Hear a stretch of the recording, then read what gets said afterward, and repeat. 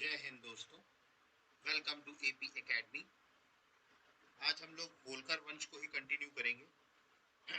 Last class में हम लोगों ने होलकर वंश की शुरुआत करी थी, जिसमें हम लोगों ने पढ़ा था मल्हार राव होलकर के बारे में, ठीक, और अहिल्याबाई होलकर के बारे में। तो होलकर वंश के बारे में हमने बताया था कि ये मथुरा में एक धनगढ़ जाति रहती थी और ये चरवाहे हुआ करते थे, शेपर्ड हुआ करते थे, और वहां से ये शिफ्ट हुए महाराष्ट्र के होल गांव में। चूंकि ये होल गांव में रहते थे इसीलिए इनका नाम होलकर पड़ा। होलकर होल गांव में ही एक चरवाहे थे जिनका नाम था खांडू जी, और खांडू जी के घर में ही एक बेटा पैदा हुआ उनका, जिनका नाम था मल्हार, जो बाद में मल्हार राव होलकर जाने गए, और इन्होंने ही होलकर वंश की स्थापना की। सबसे पहले मल्हार राव होलकर मराठा आर्मी में शामिल हुए, और इनकी बहादुरी को देख करके बालाजी विश्वनाथ जो उस वक्त पेशवा थे, उन्होंने बाजीराव प्रथम का बॉडीगार्ड बनाया है। ठीक, 1724 में सबसे पहले सारंगपुर पे जो राजगढ़ में जगह थी, वहां पर मल्हार राव होलकर का पहला कैंपेन हुआ, और वहां पर उन्होंने मुगल सूबेदार गिरधारी लाल को हरा दिया। इसके बाद 1728 में पालखेड़ा का युद्ध हुआ, जिसमें बाजीराव प्रथम का युद्ध हुआ था निजाम से, हैदराबाद के, और इसमें बाजीराव प्रथम ने निजाम को हराया था, लेकिन मल्हार राव होलकर की काफी सपोर्ट से। इसके बाद 1731 में फिर से तिरला का युद्ध हुआ, क्योंकि जब वापस से जब मल्हार राव होलकर आ गए थे इधर पालखेड़ा में, तो उस टाइम पर मालवा क्षेत्र में फिर से मुगलों ने अपना कब्जा जमा लिया था। तो फिर से उसको रिलीज करने के लिए क्या किया गया, मल्हार राव होलकर गए, और इस टाइम पर जो मुगल सूबेदार था वो था दया बहादुर, उसको हराया। और वहीं पर 1731 में ही इनको जागीर दे दी गई पूरा मालवा क्षेत्र की, और 1731 में ही इन्होंने होलकर वंश की स्थापना कर दी, जिसमें राजधानी इन्होंने क्या बनाई, इंदौर बनाया। ठीक है। इसके बाद 1754 में एक जाट रूलर थे, सूरजमल जाट, जो कि राजस्थान के एरिया भरतपुर के राजा थे, और उनका एक किला हुआ करता था, कुम्हेर का किला। ठीक। अब मल्हार राव होलकर ने अपने बेटे खांडे राव को भेजा कि कुम्हेर का किला जीतने के लिए। ठीक है, लेकिन कुम्हेर के किले में ही युद्ध हुआ, और इसमें खांडे राव जो है मल्हार राव के बेटे, वो मारे गए। ठीक है, तो इस तरीके से 1754 में इनके बेटे की डेथ हुई। इसके बाद 1761 में तीसरा पानीपत का युद्ध हुआ, अहमद शाह अब्दाली और मराठाओं के बीच। इसमें भी मल्हार राव होलकर गए, लेकिन मल्हार राव होलकर पूरा युद्ध करने की बजाय बीच में ही वापस आ गए। इसके दो रीजंस मैंने आपको बताए थे। पहला रीजन था सदाशिवराव भाऊ से, जो कि उनके पेशवा बालाजी बाजी राव के भतीजे थे, मतलब उनके ब्रदर थे, चचेरे भाई थे। उनसे इनके डिफरेंसेस हो गए थे कुछ कारणों से, मैंने आपको बताया था, एक तो महिलाओं को युद्ध में ले जाना, और दूसरा बड़ी तोपें ले जाने। तीसरा दूसरा कारण ये था कि सदाशिवराव भाऊ को ये पता था कि कभी ना कभी युद्ध का परिस्थिति बदल भी सकती है। तो उस केस में उन्होंने कहा था मल्हार राव होलकर को कि आप जैसे ही ये लगे कि हाँ परिस्थिति बिगड़ रही है, आप यहाँ से महिलाओं को ले जाइए। तो ये दो रीजंस थे। ठीक है। इसके अलावा अगर हम बात करें तो 1766 में गोहद के कैंपेन में गए थे। ठीक है, और गोहद के कैंपेन में ही इनकी डेथ हो गई थी, कहां पर, आलमपुर भिंड में। ठीक है, और इनकी पुत्र वधु अगर हम बात करें तो अहिल्याबाई होलकर जो थी, वो वहीं पर इनके साथ मौजूद थी। तो इनके डेथ के बाद इन्हीं के उपलक्ष्य में एक छतरी बनवाई थी मल्हार राव होलकर की। किसने बनवाई थी, अहिल्याबाई होलकर ने। कहां पर, आलमपुर भिंड। क्लियर। इसके अलावा हमने पढ़ा था राजवाड़ा जो इंदौर में था, उसके कंस्ट्रक्शन की शुरुआत भी किसने कराई थी, मल्हार राव होलकर ने। ठीक है, हालांकि बाद में उसको अहिल्याबाई और तुकुजी राव होलकर ने पूरा किया। ठीक, तो इस तरीके से। ठीक। अब इसके बाद मल्हार राव की डेथ के बाद, ठीक है, देखिए चूंकि इनके बेटे 1754 में ऑलरेडी उनकी डेथ हो चुकी थी, खांडे राव की।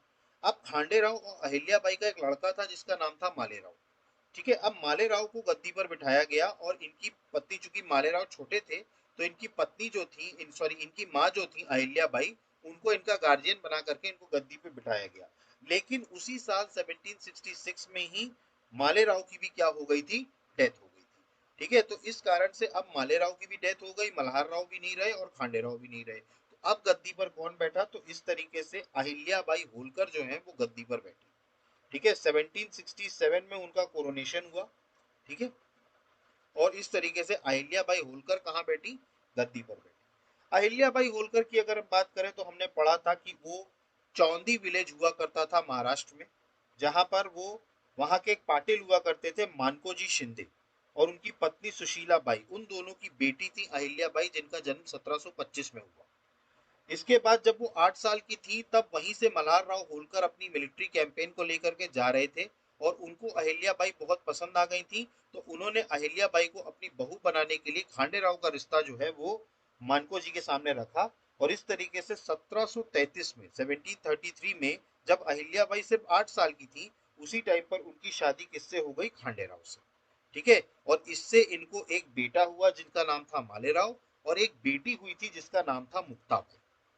ठीक है, एक बेटी भी हुई थी जिसका नाम था मुक्ताबाई। अब 1754 में कुम्हेर के किले को जीतने के चक्कर में खांडेराव की डेथ हो गई।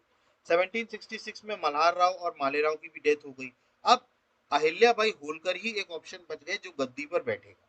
ठीक है, तो 1767 में अहिल्याबाई होलकर गद्दी पर बैठी। सबसे पहला काम किया, इन्होंने सेनापति बनाया तुकोजीराव होलकर को। तुकोजीराव होलकर को इन्होंने सेनापति बनाया, और इन्होंने एक स्त्री सेना बनाई थी, वुमेन आर्मी, जिनको वेस्टर्न तौर पर प्रशिक्षण देने के लिए इन्होंने दूदू राणे, जो फ्रेंच ऑफिसर था, उसको अपॉइंट किया। इसके अलावा इनकी एक तोप खाना हुआ करती थी जिसका नाम था ज्वाला।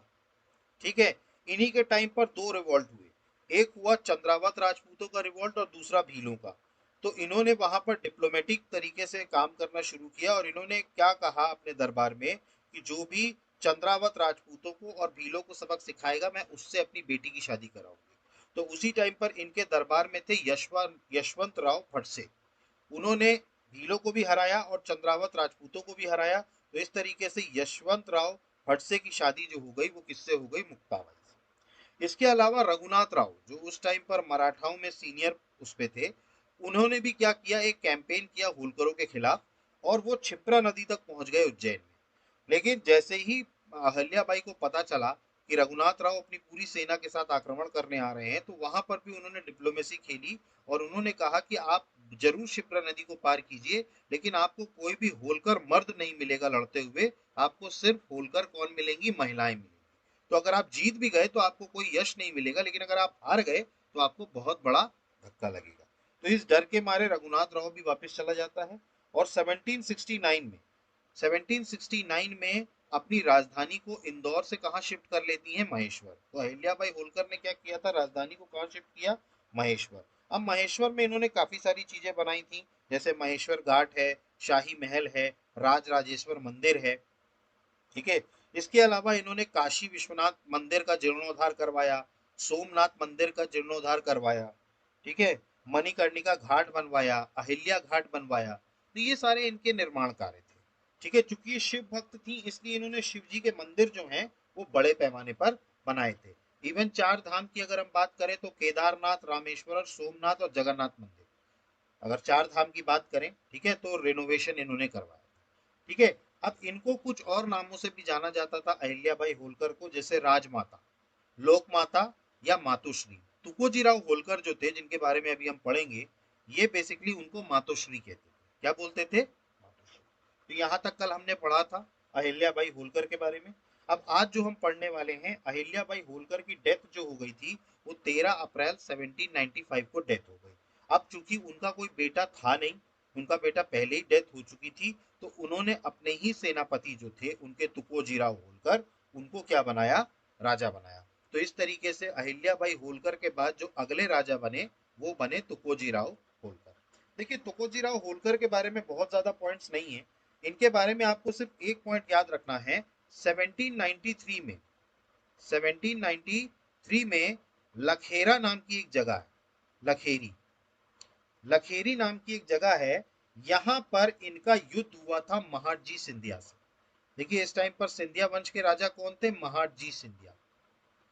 मैंने आपको महादजी सिंधिया के उसमें बताया भी था कि लखेरी का युद्ध हुआ था 1793 में तुकोजीराव होलकर के खिलाफ।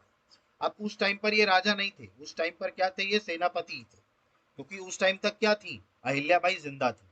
ठीक है, तो इनका चौथ को लेकर के आपस में कंफ्लिक्ट हो गया था। ठीक है, तो चौथ को लेकर के जो आपस में झगड़ा हुआ, उसके कारण 1793 में इन दोनों के बीच में युद्ध हुआ। इसीलिए महादजी सिंधिया ने इस दिन को काला दिवस मनाया था, ब्लैक डे बोला था। ब्लैक डे क्यों बोला? क्योंकि भाई देखिए, जो भी हो, चाहे होलकर हो चाहे सिंधिया हो, सभी मराठा थे, सभी एक ही कुल के थे, तो आपस में लड़ने लगे ये। इस बात का दुख महाजी सिंधिया को बहुत ज्यादा हुआ कि भाई हम आपस में लड़ना शुरू कर दिया हमने, सिंधिया और होलकर। क्लियर। तो इसीलिए इस डे को क्या मनाया गया, ब्लैक डे मनाया गया, उन्होंने कहा महाजी सिंधिया। ठीक है, तो इनके भी और तुकेजी राव होलकर के बीच में लखेरी का युद्ध हुआ था। लखेरी जगह कहां पर है, राजस्थान में। ठीक है, राजस्थान में 1793 में ये युद्ध हुआ, और युद्ध का कारण क्या था, चौथ को लेके आपस में झगड़ा हो गया। ठीक, इसके अलावा अगर हम बात करें तो तुकुजी राव होलकर के 4 बेटे थे। तुकुजी राव होलकर जो थे, इनके 4 बेटे थे। ठीक है, तो आपको चारों बेटों का नाम याद रखना है। पहले थे काशीराव। ठीक है, पहले कौन थे, काशीराव। इसके बाद अगले जो थे वो थे मल्हार राव। ये वो वाले मल्हार राव नहीं है, संस्थापक वाले। संस्थापक वाले मल्हार राव नहीं है ये मल्हार राव, इनके बेटे का नाम भी क्या था, मल्हार राव। इसके अलावा बात करें, तीसरा इनके बेटे थे जो थे यशवंत राव। कौन थे, यशवंत राव, यशवंत राव। ठीक है, और जो चौथे बेटे थे वो थे बिट्टू जी, बिट्टू जी। ठीक है, तो ये 4 इनके बेटे थे तुकुजी राव होलकर के, काशी राव, मल्हार राव, यशवंत राव और बिट्टू जी। ठीक है, अब देखिए इसके बाद क्या हुआ, तुकोजी राव के बाद गद्दी पर कौन बैठे, काशी राव। गद्दी पर कौन बैठे, बड़े बेटे थे, इसलिए कौन बैठे, काशी राव। ठीक है, अब देखिए काशी राव क्या थे, काशी राव विकलांग थे। ठीक है, मतलब हैंडीकैप थे काशी राव। तो इनको हमेशा अपने भाइयों से डर बहुत रहता था कि हमारे भाई हमको मार के गद्दी ना हासिल कर ले। ठीक है, इनके 3 भाई थे, मल्हार राव, यशवंत राव और बिट्टू जी। ठीक है, तो काशी राव को हमेशा इस बात का डर रहता था। अब इस टाइम पर अगर हम बात करें, इस टाइम पर जिस टाइम पर काशी राव होलकर वंश के वो बन रहे थे, इसी टाइम पर अगर हम बात करें तो सिंधिया वंश में जो थे वो थे दौलत राव सिंधिया। महाजी सिंधिया के बाद कौन बने थे, दौलत राव सिंधिया। तो इन्होंने क्या कर लिया, दौलत राव सिंधिया के साथ अलायंस कर लिया। काशी राव ने क्या किया, दौलत राव सिंधिया के साथ अलायंस कर लिया और अपने छोटे भाई मल्हार राव को मार दिया। किसको मार दिया, मल्हार राव को। ठीक है, मल्हार राव की मार दिया। ठीक है, अब इस बात का बुरा जो है वो यशवंत राव को बहुत ज्यादा लगा। यशवंत राव को ये लगा कि भाई आपने अपने ही भाई को मरवा दिया दूसरों के साथ मिलकर के, दौलत राव सिंधिया के साथ मिलकर के। तो यशवंत राव होलकर ने फिर इस एवज में कि इन्होंने अपने भाई को मारा, इस एवज में यशवंत राव ने किसको मार दिया, काशी राव को। किसको मार दिया, काशी राव को। ठीक है, तो तुकोजीराव होलकर के 4 बेटे थे, काशीराव, मल्हार, यशवंत और बिट्टू जी। ठीक है, अब चूंकि काशीराव जो थे वो विकलांग थे, तो इस कारण से उनको हमेशा गद्दी जाने का डर रहता था। अब गद्दी के लिए उन्होंने किससे संधि कर ली, दौलत राव सिंधिया से, और किसको मार दिया, अपने ही भाई को मार दिया, मल्हार राव को। ये बात यशवंत राव को बहुत बुरी लगी और उसने क्या किया, काशीराव को भी क्या कर दिया, मार दिया। ठीक है, अब इस तरीके से होलकर वंश में फिर अगले जो राजा बने वो कौन बने, यशवंत राव होलकर। समझ में आया आपको। ठीक है, तो पहले हम तुकुजी राव होलकर के बारे में पढ़ लेते हैं जो पॉइंट्स हमने देखे थे। ठीक है, तो क्या बताया था तुकुजी राव में, after the death of Ahilya Bai Holkar, Tukoji Rao Holkar became the next ruler. इसके अलावा मैंने आपको बताया Tukoji Rao Holkar was defeated by Mahadji Scindia. इनके और महादजी सिंधिया के बीच किसका युद्ध हुआ, लखेरी का युद्ध हुआ 1793 में। ठीक है, इसके अलावा बात करें तो तुकोजी राव होलकर के 4 बेटे थे, काशी राव, मल्हार राव सेकेंड, बिट्टू जी। ये मल्हार राव सेकेंड नहीं है, ये सिर्फ मल्हार राव ही है, ये यहाँ पर गलत लिखा हुआ है, सेकंड इसको काट दीजिएगा, ये सिर्फ मल्हार राव है। ठीक है, मल्हार राव सेकंड आगे आएंगे। देखिए, ये जो फर्स्ट और सेकंड और थर्ड की जो सीरीज होती थी ना, ये सिर्फ उन्हीं के लिए होती थी जो शासक बने। जो शासक ही नहीं बने, जो सिर्फ राजकुमार रहे हैं, उनके लिए ये चीजें लागू नहीं होती थी। जैसे हम जब मल्हार राव होलकर सेकंड पढ़ेंगे तो वो आगे आएंगे। ठीक है, चूंकि वो भी राजा बने इसलिए उनको मल्हार राव सेकंड कहा गया, इनको मल्हार राव सेकंड नहीं कहा जाएगा। तो ये सिर्फ मल्हार राव थे। इसके अलावा काशी राव, बिट्टू जी और यशवंत राव। ठीक है, अब काशी राव जो थे वो राजा बने। अब मैंने आपको बताया कि काशी राव ने क्या किया था, संधि कर ली थी दौलत राव सिंधिया से और अपने ही भाई को मार दिया, मल्हार राव को। ठीक है, इस बात का गुस्सा आया किसको, यशवंत राव को। यशवंत राव होलकर ने क्या किया, काशी राव को क्या कर दिया, मार दिया। ठीक है, तो इस तरीके से अब गद्दी पर कौन बैठ गए अगले, काशी राव होलकर, ये मैंने आपको बताया, काशी राव होलकर थे ये। इन्होंने क्या किया था, काशी राव, ठीक है, हैंडीकैप थे। ठीक है, अपने भाइयों से इनको बहुत डर लगता था कि उनकी गद्दी ना छीन लें, और इसीलिए दौलत राव सिंधिया के साथ इन्होंने अपने ही भाई मल्हार राव होलकर को क्या कर दिया था, मार दिया था। ठीक है, और इसके इसके एवज में यशवंत राव होलकर ने क्या कर दिया, फिर काशी राव को भी क्या कर दिया, मार दिया। तो इसके बाद जो अगले गद्दी पर बैठे वो बैठे यशवंत राव होलकर। ठीक है, अब देखिए यशवंत राव होलकर की अगर हम बात करें, ठीक है, तो इनके समय में भी एक चीज हुई। देखिए अब इस टाइम पर मराठाओं में जो पेशवा थे वो थे बाजीराव सेकेंड। मराठाओं में पेशवा इस वक्त कौन थे, बाजीराव सेकेंड। आप याद करिए मैंने एक नाम लिया था रघुनाथ राव अहिल्याबाई होलकर में, ये उसी रघुनाथ राव के बेटे थे बाजीराव सेकेंड, और ये आखिरी पेशवा थे, मराठा के लास्ट पेशवा। इसके बाद से संधि हुई थी अंग्रेजों से 1818 में, और पेशवाशिप को क्या कर दिया गया था, समाप्त कर दिया गया था। तो बाजीराव सेकंड जो थे वो आखिरी पेशवा थे। ठीक है, अब देखिए बाजीराव सेकंड जो थे, चूंकि मराठा पेशवा इससे पहले जितने भी हुए वो सब बड़े ताकतवर हुआ करते थे, लेकिन बाजीराव सेकंड क्या थे, कुछ ना कुछ कमजोर थे। ठीक है, अब उनको ये लगता था कि यार उस टाइम पर होलकर बहुत ज्यादा पावरफुल हो गए थे, सिंधिया बहुत ज्यादा पावरफुल हो गए थे, भोसले भी बहुत ज्यादा पावरफुल हो गए थे। तो बाजीराव सेकंड जो कि पेशवा थे, उनको हमेशा ये लगता रहा कि कहीं ये लोग हमको ओवरटेक ना कर लें। ठीक है, तो इन्होंने क्या रणनीति शुरू की बाजीराव सेकंड ने, इन्होंने मराठा अपने ही सरदारों को आपस में लड़वाना शुरू किया। मतलब होलकर को सिंधिया से लड़वाया, सिंधिया को भोसले से लड़वाया। ठीक है, तो इस तरीके से क्या कर रहे थे, ये आपस में फूट डाल रहे थे, और इसी के कारण मराठाओं का जो पतन हुआ है उसका सबसे बड़ा कारण रहे हैं बाजीराव सेकंड। क्योंकि मराठा जब तक यूनाइट थे तब तक अंग्रेजों की हिम्मत नहीं थी कि वो मराठाओं को हिला ले। लेकिन जैसे ही बाजीराव सेकंड गद्दी पर बैठा, इसके मन में डर था कि कहीं ये लोग मेरी गद्दी ना छीन लें, इस कारण से इन्होंने आपस में लड़वाना एक दूसरे को शुरू कर दिया, मतलब होलकर को सिंधियाओं से लड़वाना और भी अन्य लोगों को। ठीक है, अब इसी कड़ी में हुआ क्या कि इस टाइम पर, अब मैंने आपको बताया था कि सिंधियाओं में इस वक्त कौन थे, राजा दौलत राव सिंधिया। ठीक है, सिंधियाओं में कौन थे, दौलत राव सिंधिया। अब देखिए दौलत राव सिंधिया और बाजीराव सेकेंड, इन दोनों ने क्या किया, अलायंस कर लिया। ठीक है, और यशवंत राव होलकर के एक भाई और बचे थे, आप याद करिएगा चार बेटे थे तुकोजीराव होलकर के, काशीराव, मल्हार राव, यशवंत राव और बिच्छू जी। ठीक है, तो इनके जो चौथे भाई बचे थे बिट्ठू जी, उनको क्या किया था, इन लोगों ने मिलके अलायंस में मार दिया था। मतलब इन लोगों ने अलायंस किया था और बिट्ठू जी को क्या कर दिया, मार दिया। ठीक है, मतलब यशवंत राव होलकर के एक लौते बचे भाई को भी क्या कर दिया, इन दोनों ने मिलके मार दिया। अब इस बात का बदला लेने के लिए यशवंत राव होलकर का दिमाग अब खराब हो गया, यार तुमने मेरे सारे खानदान को खत्म करवा दिया, अब तो मैं तुमको मारूंगा। तो 1803 में आप देखिए उस टाइम पर पेशवा जो थे, उनका राज्य जो चलता था वो पुणे से चलता था। पेशवा कहाँ बैठता था, पुणे में बैठता था। ठीक है, तो 1803 में यशवंत राव होलकर ने बाजीराव सेकंड पर अटैक किया, 1803 में पुणे पे। ठीक है, और वहां से क्या हो गया, बाजीराव सेकंड वहां से लड़ने के डर के मारे वहां से भाग गया। ठीक है, मतलब यशवंत राव होलकर ने जो अटैक किया, ठीक है, और इन दोनों को, यहां पर महाराष्ट्र में एक जगह है जिसका नाम है हृदयसर। महाराष्ट्र में एक जगह है, क्या नाम है उसका, हृदयसर। तो यहां पर हृदयसर नामक जगह पर इन दोनों को हराया, किसने, यशवंत राव होलकर ने। बाजीराव सेकंड और दौलत राव सिंधिया, इन दोनों को हरा दिया। कहां पर, हृदयसर। महाराष्ट्र में एक जगह है हृदयसर, इसीलिए इस युद्ध को बैटल ऑफ हृदयसर भी कहा जाता है।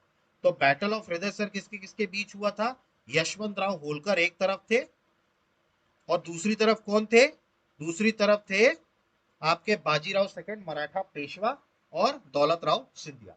और इस तरीके से यशवंत राव होलकर ने दौलत राव सिंधिया और बाजीराव सेकंड दोनों को ही क्या कर दिया था, पराजित कर दिया था हृदयसर के युद्ध में। ठीक है, इसके बाद अब यहां से बाजीराव भाग गया। बाजीराव भाग के गया कहां, सीधे अंग्रेजों के पास। किसके पास गया, सीधे अंग्रेजों के पास, और अंग्रेजों के साथ सहायक संधि कर ली, सब्सिडरी अलायंस। कौन सा अलायंस कर लिया, सब्सिडरी अलायंस। इसके तहत अब क्या हो गया, मराठे जो थे वो किसके अधीन हो गए, अंग्रेजों के अधीन। ठीक है, अब ये बात होलकरों को और सिंधियाओं को भी बहुत बुरी लगी कि पेशवा ने क्या कर दिया, सब्सिडरी अलायंस की ट्रीटी कर दी। ठीक है। इसी दरमियान सेकेंड एंग्लो मराठा वॉर भी चल रहा था 1803 से लेकर के 5 तक।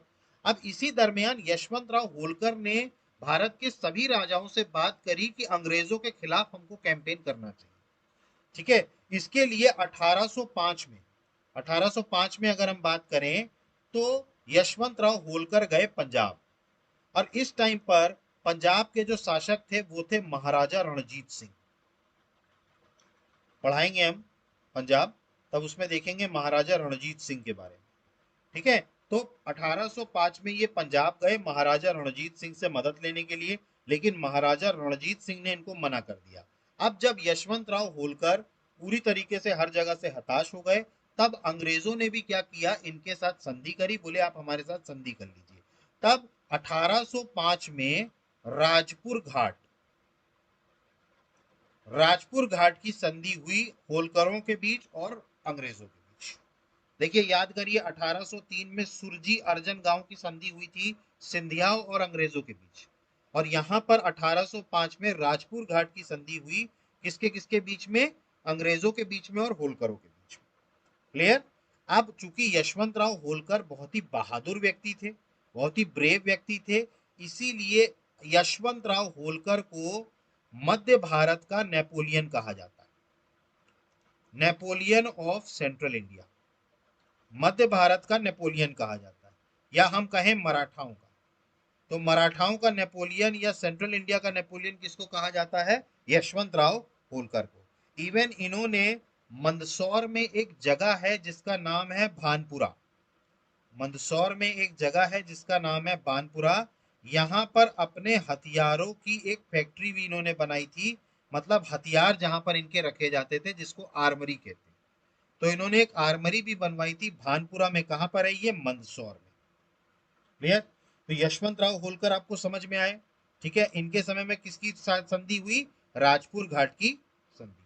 तो यशवंत राव होलकर की अगर हम बात करें तो दौलत राव सिंधिया और पेशवा बाजीराव सेकंड ने यशवंत राव होलकर के भाई बिट्ठू जी को पुणे में मार दिया था।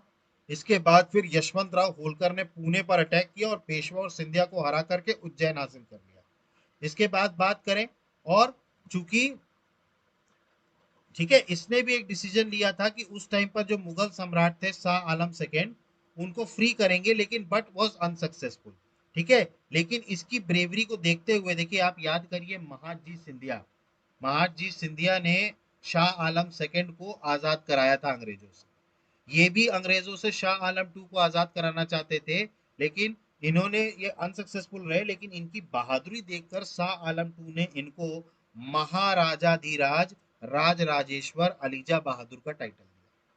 किसका टाइटल दिया, महाराजाधिराज राज राजेश्वर अलीजा बहादुर का।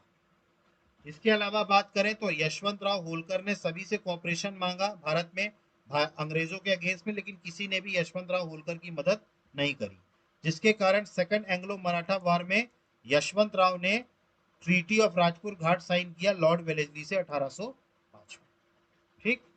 इसके बाद he was the only Indian ruler with whom the British wanted to make an unconditional agreement under all circumstances. So the famous historian N.S. Inamdar called him the Napoleon of Marathas, या हम कहें Napoleon of central India.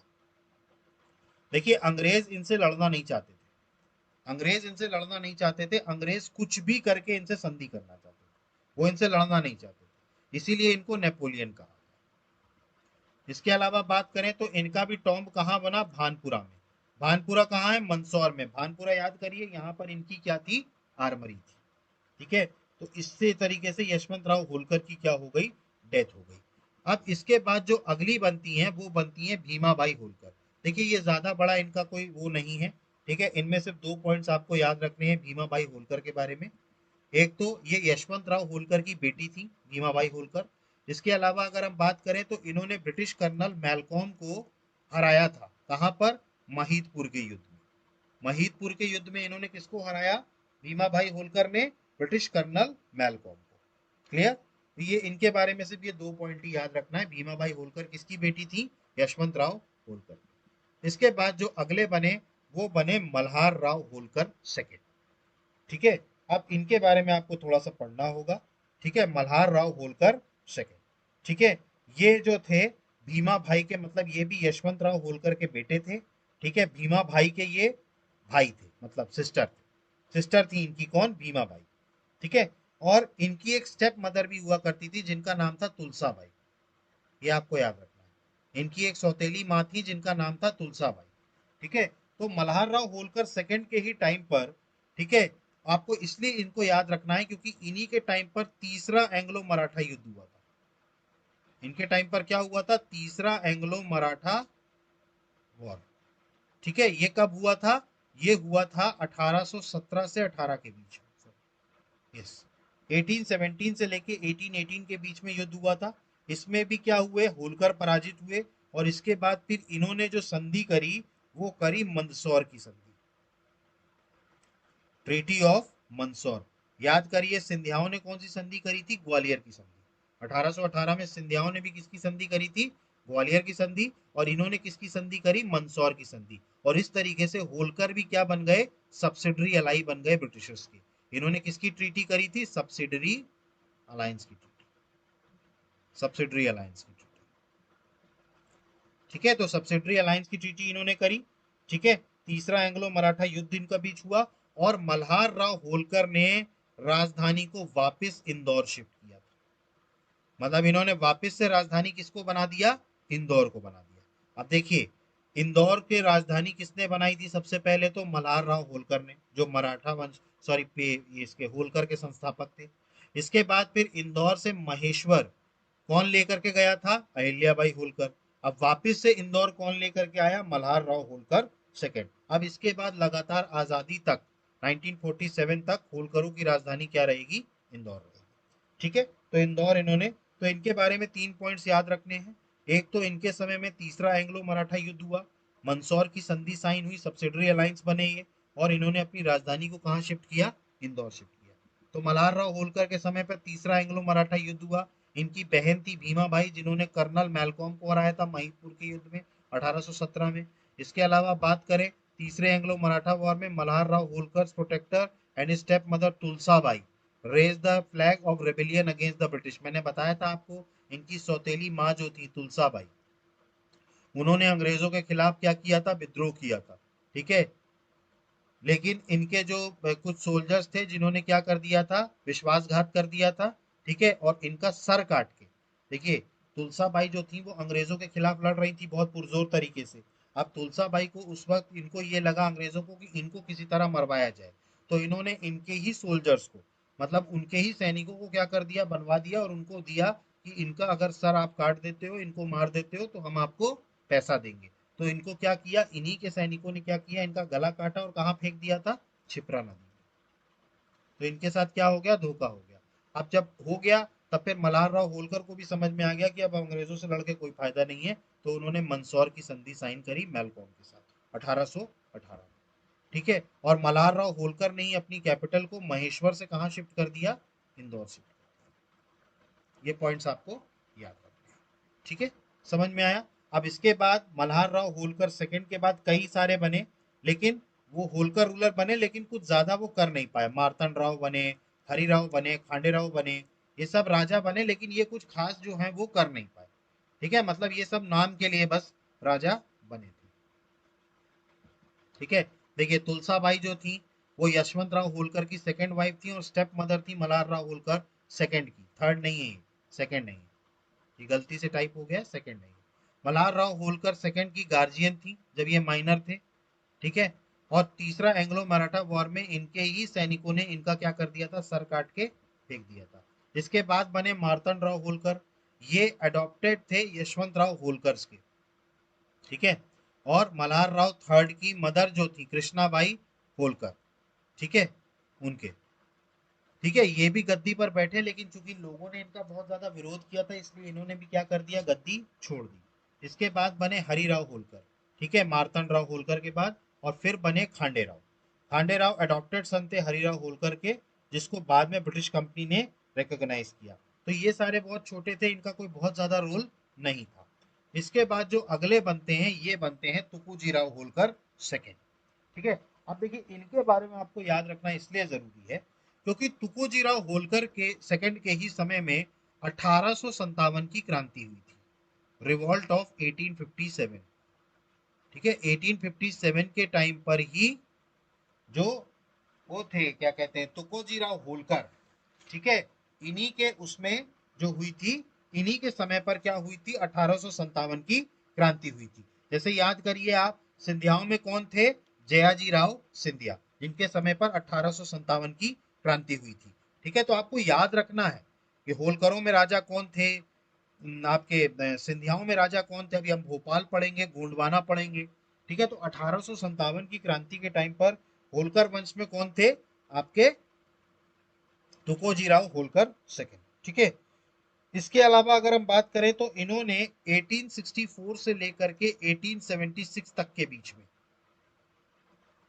ठीक है, इन्होंने 1864 से लेकर के 1876 तक के बीच में इन्होंने होलकर रेलवे स्टेट बनाया। होलकर रेलवे स्टेट, इन्होंने क्या बनाया, होलकर रेलवे स्टेट। कब से कब तक, 1864 से लेकर के 1876 तक। इस दरमियान इन्होंने होलकर रेलवे स्टेट में 3 रेलवे लाइन बनवाई। ठीक है, पहली रेलवे लाइन थी खंडवा इंदौर। इन्होंने 3 रेलवे लाइन बनवाई। पहली इन्होंने बनवाई खंडवा इंदौर, दूसरी इन्होंने बनवाई इंदौर रतलाम अजमेर, ये दूसरी लाइन थी इनकी, इंदौर रतलाम अजमेर। और तीसरी जो इन्होंने बनवाई वो बनवाई इंदौर देवास उज्जैन। ठीक है, ये 3 रेलवे लाइन इन्होंने बनवाई, खांडवा इंदौर, इंदौर रतलाम अजमेर और इंदौर देवास उज्जैन। और इन्हीं तीनों रेलवे लाइन को मिला करके बोला गया होलकर रेलवे स्टेट। तो होलकर रेलवे स्टेट बनाने वाले कौन थे, तुकोजीराव होलकर सेकंड, 1864 से लेकर के 1876 तक। ठीक है, इसके अलावा अगर हम बात करें तो इनको एक और चीज के लिए जाना जाता है। इंदौर में खान नदी के किनारे एक पैलेस बना है जिसका नाम है लाल बाग पैलेस। उसकी नींव भी इन्होंने ही रखी थी। लाल बाग पैलेस की जो नींव थी वो भी इन्होंने ही रखी थी, तुकोजी राव होलकर सेकंड ने। ठीक है, ये इंदौर में जो खान नदी है, ठीक है, उसके पास था। ठीक है, अब देखिए लाल बाग पैलेस की भी इन्होंने नींव रखी थी, इन्होंने पूरी तरीके से बनाया नहीं था। पूरी तरीके से बनाने वाला काम किसने किया था, तुकोजी राव होलकर ने नींव रखी। इसके बाद फिर इसके बाद जो अगले राजा बनते हैं शिवाजी राव होलकर, इसके बाद जो राजा बनेंगे वो बनेंगे शिवाजी राव होलकर। उन्होंने कुछ जीर्णोद्धार इसका करवाया। और फिर इसके बाद बनते हैं तुकोजी राव होलकर थर्ड, तकोजी राव होलकर थर्ड, इन्होंने। तो इन तीनों का नाम जुड़ता है लाल बाग पैलेस के साथ। लाल बाग पैलेस की नींव किसने रखी, तुकोजी राव होलकर सेकंड ने। उसके बाद फिर इसको और आगे काम बढ़ाया शिवाजी राव होलकर ने। और इसके बाद फिर जो राजा बने तुकोजी राव होलकर थर्ड। ठीक है, तो लाल बाग पैलेस जो है ये इन तीनों के नाम से है। जैसे राजवाड़ा में मैंने बताया था आपको, मल्हार राव होलकर ने नींव रखी, उसके बाद अहिल्याबाई और तुकोजी राव होलकर ने इसको संपन्न कराया था। वैसे ही लाल बाग पैलेस। तो इन 3 चीजों के लिए तुकोजी राव होलकर सेकंड को याद रखना है। 1857 की क्रांति इनके समय पे हुई। इसके अलावा होलकर रेलवे स्टेट इन्होंने बनाया, 3 रेलवे लाइन, खांडवा इंदौर, इंदौर रतलाम अजमेर और इंदौर देवास उज्जैन। और लाल बाग पैलेस भी इन्होंने ही बनवाया था। ठीक है, और इसके टाइम पर एक चीज और याद रखिएगा, 1885 में, 1885 में सबसे पहला पोस्टेज स्टाम्प, सबसे पहला पोस्टेज स्टैंप भी इन्होंने इशू किया था। तो आपको याद रखना है, सबसे पहला पोस्टेज स्टैंप 1885 में किसने इशू किया था, तुकोजी राव होलकर सेकंड ने। तो तुकोजी राव होलकर सेकंड के बारे में आपको समझ में आया। ठीक, इनके बारे में कुछ पॉइंट्स याद कर लेते हैं। इनका टेन्योर 1844 से 1886 तक रहा। इसके अलावा बात करें तुकोजी राव होलकर सेकंड जो रहे, ये माइनर द एडमिनिस्ट्रेटर। अच्छा, ये माइनर थे लेकिन इनके में भी रेजेंसी काउंसिल थी जो कि क्या कर रही थी, इनके एडमिनिस्ट्रेशन को देख रही थी। 1852 में तुकोजी राव होलकर को पूरी ऑटोनॉमी मिल गई। तुकोजी राव होलकर ने कुछ चीजें भी बनवाई, देखिए एमटीएच हॉस्पिटल इन्होंने बनवाया, शिव विलास पैलेस, लाल बाग पैलेस इन्होंने बनवाया। इसके अलावा अगर हम बात करें 1857 के बीच में, ठीक है, इन्होंने ये रिवॉल्ट के समय में, ठीक है, इनकी आर्मी को ये कंट्रोल नहीं कर पा रहे थे, कोई और ही कंट्रोल कर रहा था। इसके अलावा इसके बाद बात करें तो इन्होंने ब्रिटिशर्स के साथ और होलकरों के बीच में एग्रीमेंट साइन किया रिगार्डिंग द रेलवे। और इसी के बाद से रेलवे का काम शुरू हुआ। ठीक है, मैंने आपको बताया था भाई, खांडवा इंदौर रेलवे लाइन के लिए भी इन्होंने क्या किया, लोन दिया अंग्रेजों को। और इन्होंने होलकर स्टेट रेलवे बनाया जिसमें 3 रेलवे लाइन थी, मैंने आपको बताया। इसके अलावा बात करें तो पोस्ट और टेलीग्राफ एग्रीमेंट इन्होंने किया 1878 में, और 1885 में सबसे पहला पोस्टेज स्टाम्प भी स्टेट का इन्होंने इशू किया था, तुकोजीराव होलकर सेकंड। समझ में आया आपको तुकोजीराव होलकर सेकंड। अब इसके बाद तुकोजीराव होलकर सेकंड के बाद जो राजा बनते हैं वो बनते हैं शिवाजीराव होलकर। देखिए शिवाजीराव होलकर के बारे में आपको ज्यादा नहीं पढ़ना, सिर्फ एक चीज पढ़नी है कि इन्होंने अपना मार्केट, इंदौर का मार्केट बढ़ाने के लिए उसको टैक्स फ्री कर दिया था। मतलब जो ट्रेडर्स थे वो टैक्स फ्री जो थे वो कर सकते थे, ठीक है, मतलब उनका टैक्स नहीं लगता, ठीक है। तो ये किसने किया था? ये शिवाजीराव होलकर ने किया था, टैक्स फ्री मार्केट। इसके अलावा मैंने आपको बताया लाल बाग पैलेस को बनाने में भी शिवाजीराव होलकर का भी हाथ था। इसके बाद आते हैं शिवाजीराव होलकर के बाद अगले जो राजा बनते हैं वो बनते हैं तुकोजीराव होलकर थर्ड। इनके बारे में ज्यादा कुछ है नहीं क्योंकि बहुत समय तक राजा ये थे नहीं। तो तुकोजीराव होलकर थर्ड के बारे में सिर्फ इतना याद रखना है, इन्होंने लाल बाग पैलेस को पूर्ण कराया था।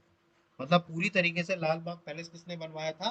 तुकोजीराव होलकर थर्ड ने, ठीक है। इसके बाद जो राजा बनते हैं, जो होलकर वंश के आखिरी राजा थे, उनको हमें पढ़ना है, ठीक है। Colonel Head has praised the revenue administration of Tukojirao Holkar second. इसके बाद जो अगले राजा थे, जो आखिरी होलकर वंश के राजा थे, वो थे यशवंत राव होलकर सेकंड। ये होलकर वंश के आखिरी राजा, ठीक है।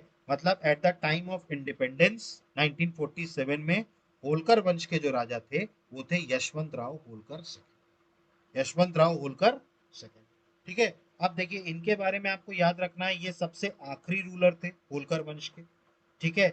इन्होंने चूंकि पानी की समस्याओं को दूर करने के लिए इन्होंने गंभीर नदी पर एक, वहां पे नदी थी गंभीर रिवर, ठीक है।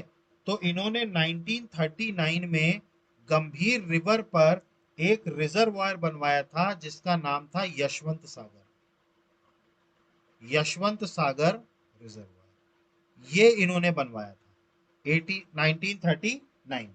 इसके अलावा इन्होंने होलकर क्रिकेट एसोसिएशन की भी स्थापना करी थी। होलकर क्रिकेट एसोसिएशन की भी क्या करी?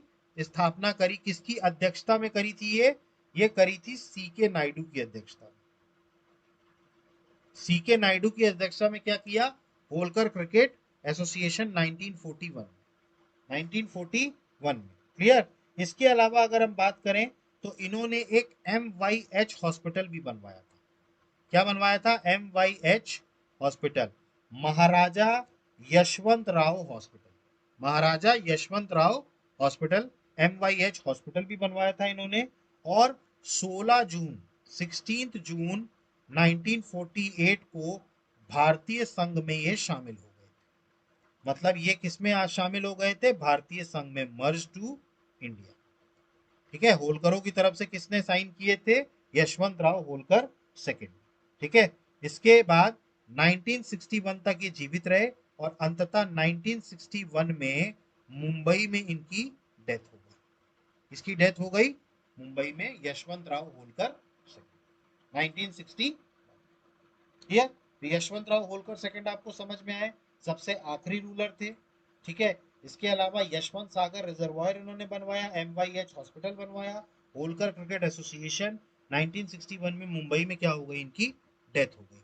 तो यशवंत राव होलकर की अगर हम बात करें तो ये लास्ट रूलर थे होलकर डायनेस्टी के और मॉडर्न इंदौर के क्रिएटर भी माने जाते थे। लाल कोठी में इनका जन्म हुआ था और इस इनके लाल कोठी में जन्म होने के बाद इस लाल कोठी का नाम क्या पड़ गया था? यशवंत निवास कोठी।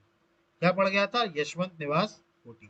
लाल कोठी भाई ये लाल पैलेस, ठीक है। इसके अलावा इन्होंने कुछ संघ भी बनवाए थे, जैसे श्री क्षत्रिय धनकड़ सेवा संघ इन्होंने बनवाया 3 फरवरी 1935 को। इसके अलावा अगर हम बात करें तो 1939 में, ठीक है, इन्होंने 2 प्लॉट्स दिए for land and financial assistance on Prince Yashwant Rao road for समाज भवन। समाज भवन के लिए इन्होंने यशवंत राव रोड बनवाई थी, उसके लिए फाइनेंशियल असिस्टेंस देने के लिए इन्होंने 2 प्लॉट दिए।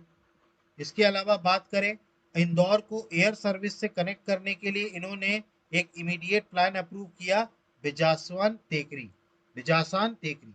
और एयरपोर्ट का कंस्ट्रक्शन जो हुआ वो कब कंप्लीट हुआ? 1935 में, ताकि एयर सर्विस के साथ किसको कनेक्ट किया जाए? इंदौर को। इसके अलावा बात करें तो चूंकि जनसंख्या बढ़ रही थी तो मैंने आपको बताया कि इन्होंने एक रिजर्वायर बनवाया, कहां पर? गंभीर नदी पर 1939 में, जिसका नाम था यशवंत सागर। इसके अलावा बात करें, despite losing power, Yashwant Rao to build the state's largest 7 story hospital, Maharaja Yashwant Rao hospital, MYH hospital. 7 मंजिला महाराजा यशवंत राव हॉस्पिटल बनवाया गरीबों के लिए, ठीक है। और ये इस टाइम पर भी एशिया का सबसे लार्जेस्ट हॉस्पिटल, मतलब उस टाइम पर अगर हम बात करें तो उस टाइम पर एशिया का सबसे बड़ा हॉस्पिटल इन्होंने बनवाया था, 7 मंजिला। क्लियर। तो ये थे यशवंत राव होलकर। इसके अलावा बात करें 1939 में सेकेंड वर्ल्ड वॉर में यशवंत राव ने set his financial and military assistance against dictator Hitler. अच्छा, सेकेंड वर्ल्ड वॉर में हिटलर के अगेंस्ट में भी इन्होंने क्या दिया था, फाइनेंशियल और मिलिट्री असिस्टेंस दिया था, ठीक है। और 1943 में ये पर्सनली गए थे वहां पर सोल्जर्स का हाल भाल जानने के लिए। इसके अलावा बात करें तो होलकर क्रिकेट टीम स्टैब्लिश करी। इसके अलावा बात करें 1935 में इंदौर में जब महात्मा गांधी आ रहे थे, ठीक है, तब यशवंत राव सेकंड ने हिंदी साहित्य सम्मेलन को फाइनेंशियल असिस्टेंस प्रोवाइड किया था। हिंदी साहित्य सम्मेलन को क्या किया था, फाइनेंशियल असिस्टेंस क्या किया था, प्रोवाइड कराया था। किसने, यशवंत राव सेकंड ने। इसके अलावा बात करें, Yashwant Rao second was the first Maharaj who accepted the merger of his state with the country without any condition. बिना किसी कंडीशन के तहत इन्होंने राज्य को मर्ज करने का, और ये पहले ऐसे महाराजा थे जिन्होंने विदाउट कंडीशन इनको क्या किया, एक्सेप्ट किया था। और इंडिपेंडेंस के बाद ये आपको याद है यशवंत राव होलकर सेकंड को क्या बनाया गया था, डेप्यूटी चीफ ऑफ मध्य भारत। मध्य भारत का डेप्यूटी चीफ किसको बनाया गया था, यशवंत राव होलकर सेकंड को। अब आपको ये बताना है कि चीफ किसको बनाया गया था,